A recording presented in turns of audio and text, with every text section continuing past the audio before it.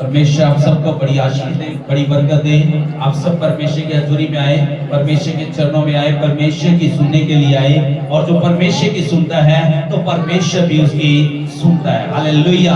आपने अपने कामकाज को छोड़ा, आपने अपनी नौकरी को, या आज का दिन आपने बहुत सारा जरूरी काम होगा, आपने उस काम को छोड़ा, लेकिन आपने सबसे बढ़ करके उस परमेश्वर की ओर देखा। आप उस परमेश्वर की सुनने के लिए आए, तो परमेश्वर की जो सुनेगा तो परमेश्वर भी आपकी सुनेगा। हालेलुया। परमेश्वर विपत्ति के समय में आपको बचा लेगा, विपत्तियों के समय में परमेश्वर बचाना चाहता है। हालेलुया। परमेश्वर की वाचा है लहू, और परमेश्वर ने वाचा दी कि मुझे इस रीति से याद किया करना। हालेलुया।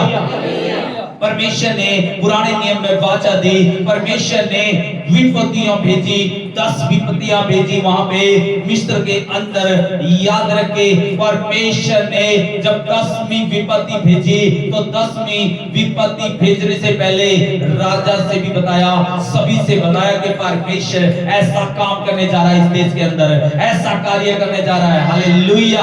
लेकिन परमेश्वर के लोगों ने परमेश्वर की वाचा को, परमेश्वर की आवाज को सुना। परमेश्वर की आवाज को अगर सुनते हैं तो विपत्तियों से बच जाओगे। लिखा है यहाँ पे परमेश्वर ने आज्ञा ठहराई कि तुम क्या करना। याद रखे, परमेश्वर ने मूसा से बताया कि मैं ऐसा करने जा रहा हूं कि पता लगता है उस देश के अंदर, मिस्र के अंदर, जो कि परमेश्वर ने बताया मूसा से 11 निर्गमन 11 के 4 और 5 में जब हम पता लगता है, हमें पता लगता है, फिर मूसा ने कहा, यहोवा इस प्रकार कहता है कि आधी रात के लगभग मैं मिस्र के देश में बीच में होकर के चलूंगा। तब मिस्र में सिंहासन पर विराजने वाले फिरौन से लेकर चक्की पीसने वाली दासी के पहलोटों तक, वर्ण पशुओं के सब पहलोटों तक पर मारे जाएंगे। हालेलुया। यहाँ पे परमेश्वर अपने लोगों के लिए काम करना चाहता है। परमेश्वर बताता है अपने लोगों से कि कोई भी बचेगा नहीं। इस देश के अंदर जितने भी पहलोठे हैं, ये तुम्हारे लिए 10वीं विपत्ति है। और इस 10वीं विपत्ति के बाद फिरौन तुम्हें इस देश से जाने देगा। फिरौन जो तुम्हारा विरोधी है, आज शैतान इतना रोएगा, आज विरोधी इतना रोएगा, आज जो आपको रोकना चाहता है वो इतना रोएगा कि आज ये इसके लिए ये 10वीं विपत्ति खतरनाक है। ये विपत्ति को देख करके रोएगा और तुम्हें अपने देश से जाने देगा। तुम्हारा रास्ता कोई रोकने भी नहीं पाएगा। हालेलुया। ये विपत्ति इसके लिए याद रखे, जो खास है, जो लोग परमेश्वर की बात मानते हैं वो बचाए जाते हैं, और जो नहीं मानते तो वो रोते हैं। हालेलुया। लिखा है परमेश्वर ने ठहराया 12 से निर्गमन की किताब से अब देखते हैं तो वहां पे लिखा है, क्योंकि उस रात को मैं मिस्र देश में के बीच में होकर के जाऊंगा, और मिस्र देश के क्या मनुष्य क्या पशु सबके पहलोठों को मारूंगा। मिस्र के सारे देवताओं को भी मैं दंड दूंगा। मैं सो यहोवा हूं, और जिन घरों में तुम रहोगे उन पर लहू तुम्हारे निमित्त चिन्ह ठहरेगा। हालेलुया। परमेश्वर बताता है कि ये तुम्हारे लिए लहू क्या है, एक चिन्ह। आज आप प्रभु बोझ लेते हैं, या जमीन पर हमारे लिए चिन्ह है। परमेश्वर ने आज्ञा दी है कि स्वर्ग में भी तुम इसी रीति से मेरे साथ क्या करोगे, मेज के ऊपर बैठोगे और मेरे साथ भोजन करोगे। याद रखे, परमेश्वर ने ये वाचा दी, जब परमेश्वर ने इनको गुलामी से छुड़ाया, मिस्र के लोगों को, इनको भी वाचा दी, इनको भी आज्ञा दी कि तुम क्या करना, तुमने ऐसा करना पड़ेगा कि आपने एक मेमना क्या करना पड़ेगा, भेड़ का या बकरी का जो पवित्र है, जो शुद्ध है, उसको बलिदान करना, उसको काटना, और उसका लहू को क्या करना पड़ेगा, तुम्हें चौखटों पे लगाना पड़ेगा। हालेलुया। चौकों पे, दीवारों पे, सामने गेट के लगा लेना, क्योंकि आज मैं आधी रात को इस देश के बीच में गुजरूंगा और मैं उनके यहोवा और मैं दिखाऊंगा कि उनके देवताओं को भी, उनके पितरों को भी, उनके घराने के लोगों को भी, उनके पैलोटों को मैं कैसा दंड देने जा रहा हूं। हालेलुया। वो परमेश्वर है, जब वो अपना काम करना चाहे तो उसे कोई भी रोक नहीं सकता। जब वो परमेश्वर करना चाहता है, उसे याद रखे, कोई भी थाम नहीं सकता है। वो कहता मैं हूँ सो हूँ। हालेलुया। मूसा ने बताया वो परमेश्वर ने मुझे भेजा है, जो कहता मैं हूँ सो हूँ। मैं कहने की ताकत रखता है। वो जोरावर है, उसके सामने कोई भी खड़ा नहीं रह सकता। वो परमेश्वर, उसने वाचा दी है, उसने बोला है कि अपने लोगों को क्या कर, वहां से मिस्र से लेकर के कनान देश की ओर ले आ। हालेलुया। अपने लोगों को वहां से निकाल लिया, लेकिन वहां का मिस्र का जो राजा फिरौन बार बार उनके लिए विरोध करता रहा, बार बार उनके लिए विपत्ति बनता रहा, बार बार उनके सामना करता रहा। लेकिन परमेश्वर ने भी ठान लिया कि ये राजा बहुत सारी कोशिशें कर रहा है, बहुत सारा जोर लगा रहा है, लेकिन ये राजा के लिए खतरनाक होगी। मैं भी इस देश के अंदर, परमेश्वर कहता है मैं भी अपना काम करके दिखाऊंगा, इस देश के अंदर अपना काम करके दिखाऊंगा। उस देश के अंदर परमेश्वर ने 10 विपत्तियों को भेज दिया। हालेलुया। आज बहुत सारी महामारियां आएंगी, बहुत सारी परेशानियां आएंगी। परमेश्वर का वचन कहता है अंत के दिनों में बड़ी बड़ी महामारियां आएंगी, बड़ी बड़ी विपत्तियां आएंगी, बड़े बड़े कलेश होंगे, बड़े बड़े भूकंप होंगे, लेकिन बड़ी बड़ी लड़ाइयां झगड़े होंगे, देश पे देश चढ़ाई करेगा। लेकिन तुम डरना नहीं है, तुम्हें घबराना नहीं है, बल्कि परमेश्वर का आदर करना है। हालेलुया।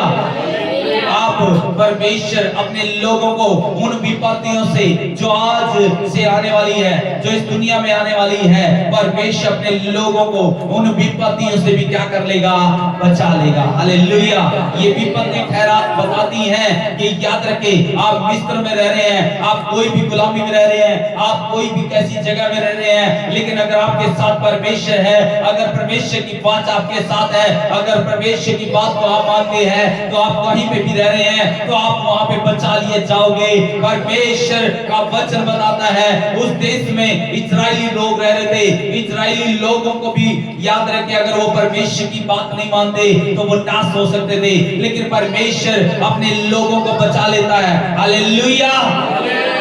परमेश्वर अपने लोगों को बचाने के लिए लिखा है, वहां पे 10 विपत्तियां भेजी और 10वीं विपत्ति थी जो परमेश्वर ने कहा मैं आधी रात के लगभग इस देश के अंदर को घूमूंगा। इस देश के अंदर चाहे कोई फिरौन है, चाहे कोई विराज जो गद्दी पर विराजने वाला है, उस गद्दी पे बैठने वाला भी हो, चाहे कोई चक्की पीसने वाली हो, चाहे कोई नौकरानी है, लेकिन याद रखे वो नौकरानी तक के भी, वो दासी तक के भी क्या कर लेगा, वो पैलोटों को खत्म कर देगा।